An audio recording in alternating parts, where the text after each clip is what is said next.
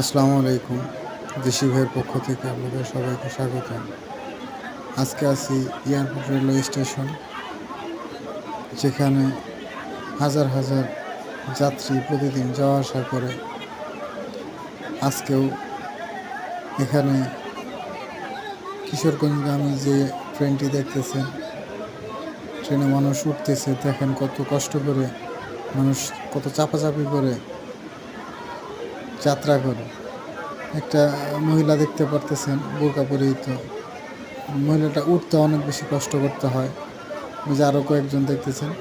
মোট কথা এটাই বোঝানোর চেষ্টা করলাম, বাংলাদেশের রেলওয়ে স্টেশন বা ট্রেনে উঠতে যে ভিড় সহ্য করতে হয় তা খুবই কষ্টদায়ক।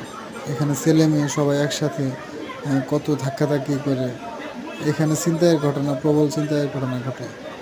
সব কিছু মিলে এই জিনিসটা আসলে বাংলাদেশের জন্য আরেকটু ডেভেলপ করা উচিত, এবং কি আমাদের পরিবেশ তথা মানুষের জীবন নিরাপত্তা ঝুঁকি অনেক কমবে।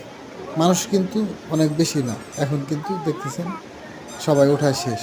কিন্তু তাড়াহুড়াটা না করলে কিন্তু এই চাপাচাপি করা লাগতো না, এবং কি তেমন সিচুয়েশন সৃষ্টি হইতো না। তো আমরা সবাই নিজ নিজ থেকে চেষ্টা করব, একটু সবাইকে সুযোগ দিতে হবে। সবাই একসাথে উঠতে চাইলে ধীরে ধীরে হয়, ছিনতাই ঘটনা ঘটে, দুর্ঘটনা ঘটে। সবাইকে সুযোগ দিতে হবে, সময় থাকে। আমার জানা মতে আমি যতগুলো ট্রেন দেখেছি, যাত্রী ওঠার পরেও 1-2 মিনিট দাঁড়ানো থাকে। তার মানে আপনি আস্তে আস্তে উঠলেও উঠতে পারবেন। সুতরাং তাড়াহুড়া করার কিছু নেই। তো আজকে এ পর্যন্তই। ভালো থাকবেন, দেখা হবে অন্য কোথাও। আসসালামু আলাইকুম।